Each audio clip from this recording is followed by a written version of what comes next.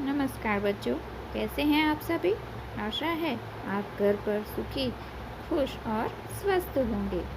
आज हम 9वीं कक्षा में 5वां पाठ सीखेंगे जिसका नाम है स्वराज की नींव।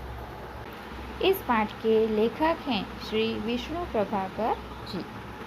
लेखक परिचय प्राप्त करें तो लेखक विष्णु प्रभाकर जी का जन्म मुजफ्फर जिले में हुआ था। प्रारंभिक शिक्षा उन्होंने अपने गांव में प्राप्त की और उच्च शिक्षा के लिए वे हिसार में गए।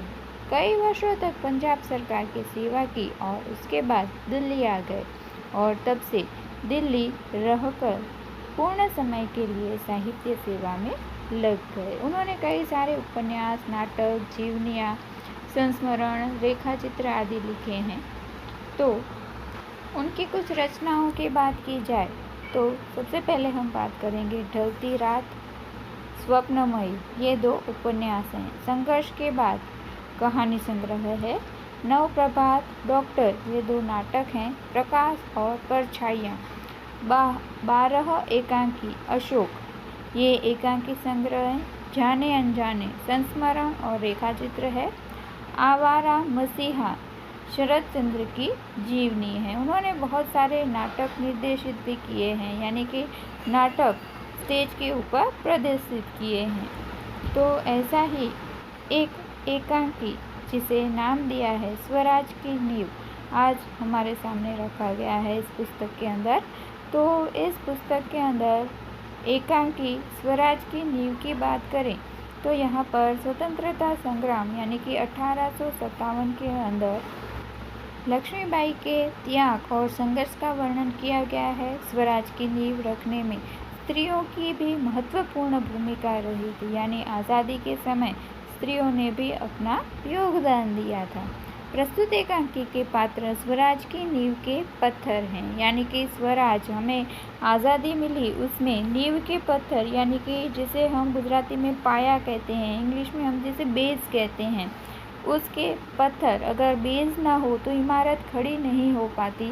तो ऐसे ही पत्थरों के रूप में रानी लक्ष्मीबाई का वर्णन किया गया है, जिसके त्याग, तपस्या व बलिदान के द्वारा भले ही स्वराज प्राप्त न हुआ, यानी कि हम आज़ादी न प्राप्त कर सके, लेकिन वे स्वराज की नींव का पत्थर बनकर जनमानस में देश प्रेम व नव जागरण की भावना जगाने में अपने सार्थकता समझती हैं।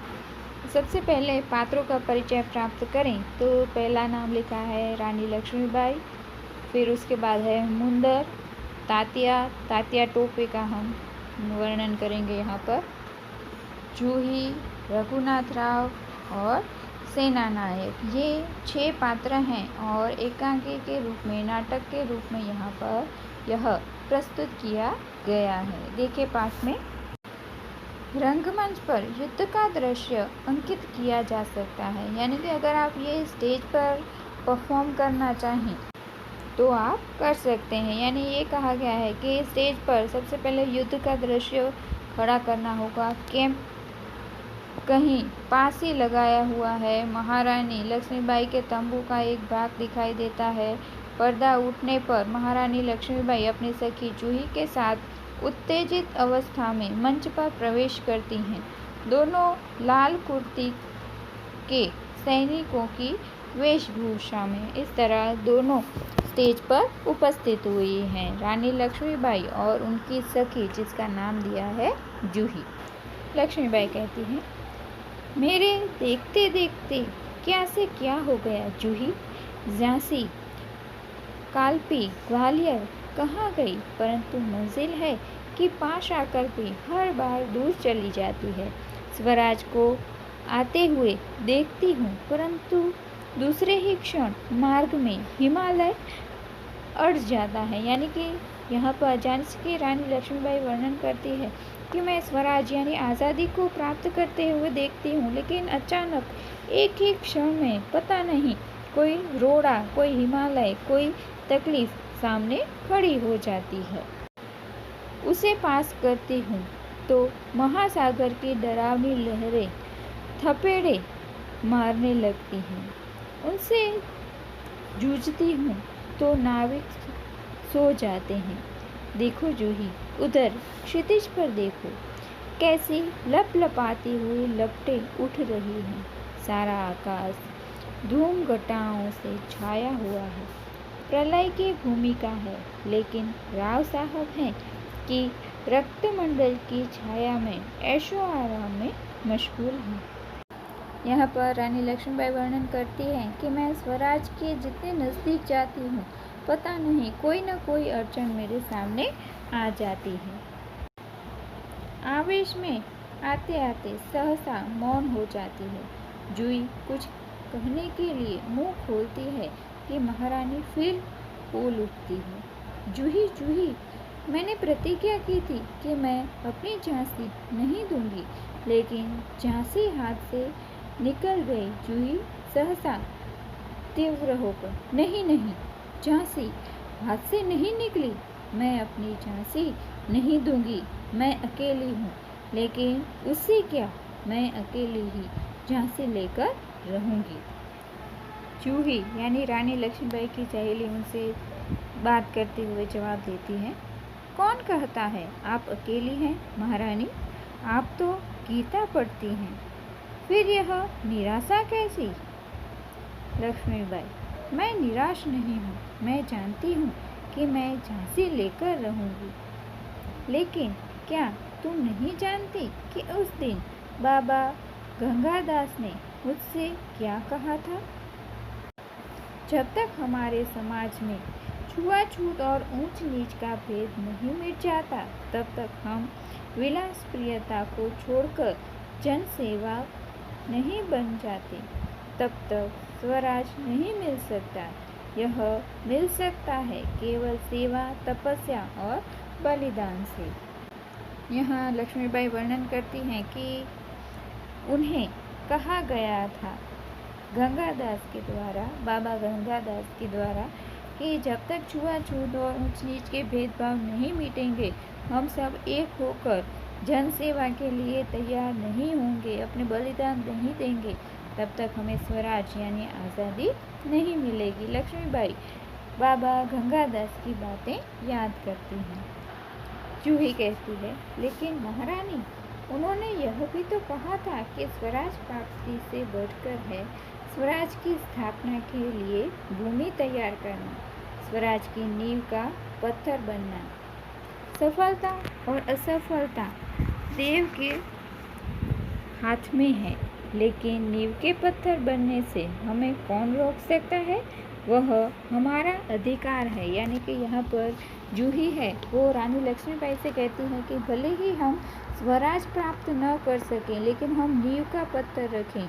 यानी कि यहाँ पर ये बताया गया है कि हम स्वराज्य के लिए अपनी जो योजना है उसे तैयार कर सकते हैं, लोगों को जागरूक कर सकते हैं, और एक बार हम आज़ादी के लिए कोई भी कार्य शुरू करें तो दूसरे लोग उसके अंदर जुड़ जाएंगे और उस कार्य को आगे बढ़ाएंगे। लेकिन हम शुरुआत करें, यानी कि नींव के पत्थर तो बन ही जाएं। रानी जवाब देती है एकदम मुस्कुराकर, शाबाश मेरी कर्नल, तुम लोगों से मुझे यही आशा है। जिस स्वराज की नींव तुम जैसी नारियां बनने जा रही हैं, वह निश्चय ही महान होगा। मुझे इस बात की चिंता नहीं कि मेरे जीवन काल में आता है या नहीं आता है, यानी जब तक मैं जीवित हूँ तब तक स्वराज मिलता है या नहीं मिलता है, लेकिन मुझे इस बात का दुख अवश्य है कि हमारे पास शक्ति है, फिर भी हम दुर्बल हैं। हमारे पास तात्या जैसे सेनापति भी हैं, हमारी सेना में अनुशासन नहीं है, हमारे पास ग्वालियर का किला है, फिर भी हम कुछ नहीं कर पा रहे। क्यों जानती है क्यों? जूही कहती है, जानती हूँ महारानी, हम विलासिता में डूब गए हैं, यानी कि ऐशो आराम और गुलछर्रे उड़ाने में डूब गए हैं। तभी मुस्कुराती हुई मुदर वहाँ प्रवेश करती है। ये भी महारानी की सखी हैं। मुदर, कौन कहता है कि हम विलासिता में डूब गए हैं? विलासिता में डूबे हैं राव साहब, बांदा के नवाब सेनापति तात्या। जूही एकदम से बोल उठती है, नहीं मुंदर, सेनापति नहीं, यानी कि तात्या साहब इस ऐशोआराम में नहीं डूबे हैं। मुदर कहती है मुस्कुराकर, ओह समझी, तुम तो उनका पक्ष लोगी ही। जूही जवाब देती है दृढ़ स्वर में, मैं उनका पक्ष नहीं लेती, लेकिन जो तथ्य है उसको छिपाया नहीं जा सकता। सरदार तात्या राव साहब को अपने तन मन का स्वामी मानते हैं, यानी कि जो तात्या हैं वो राव साहब को अपना स्वामी मानते हैं मुदर, और तुम उनको अपना स्वामी मानती हो। यानी मुदर का कहना ये है कि जूही है वो तात्या से प्रभावित है और उसे अपना स्वामी मानती है। जूही कहती है, हाँ मैं उनको अपना स्वामी मानती हूँ और मानती रहूँगी, लेकिन उनसे भी अधिक मैं महारानी को अपना स्वामी मानती हूँ, और महारानी से भी बढ़कर मैं अपने देश को अपना स्वामी मानती हूँ। देश के लिए मैं सरदार को ठुकरा सकती हूँ, ठुकरा चुकी हूँ। यानी यहाँ पर जूही अपनी बात प्रस्तुत करती है कि मेरे लिए देश और महारानी से बढ़कर और कुछ नहीं है। अपने देश के लिए मैं किसी को भी छोड़ सकती हूँ, कुछ भी कर सकती हूँ। मुंदर कहती है, जूही तुम तो नाराज़ हो गई, मेरा यह मतलब नहीं था। मैं तो केवल इतना ही कहना चाहती थी कि जब तुमने उन्हें अपना स्वामी मान लिया है तो तू उन्हें रोकती क्यों नहीं। बीच में लक्ष्मीबाई उनसे बातें करती हैं, जूही ने उन्हें रोका है मुंदर, मैं जानती हूँ। जब राव साहब के कहने पर तात्या इसे नाचने के लिए बुलाने को आए थे तो इसने उनको पूरी तरह दुत्कार दिया था। जूही कहती है, हाँ रानी, मैं स्वराज के लिए नाच सकती हूँ, बराबर नाचती रही हूँ, परंतु विलासिता में डूबने के लिए अपनी कला को किसी के गले की फांसी नहीं बना सकती हूँ। जो मुझको ऐसा करने के लिए कहते हैं उनको मैं ठोकर ही मार सकती हूँ। यानी देश के लिए मैं नाच सकती हूँ, लेकिन अगर भोग विलास में लोग ज़्यादा पड़ जाएं तो मैं उनको भी छोड़ सकती हूँ। ये जूही का कहना है। अब लक्ष्मीबाई कहती हैं, लक्ष्मीबाई ने कहा, ठोकर ही तो नहीं मार सकती जूही, यही दर्द तो हमें कचोट रहा है। अगर ठोकर मारकर हम उसकी मदहोशी दूर कर सकते तो बात ही क्या थी। यानी कि अगर हम ठोकर मारते और वो लोग ऐशो आराम में से बाहर आ जाते तो इससे अच्छा और कुछ नहीं हो सकता था।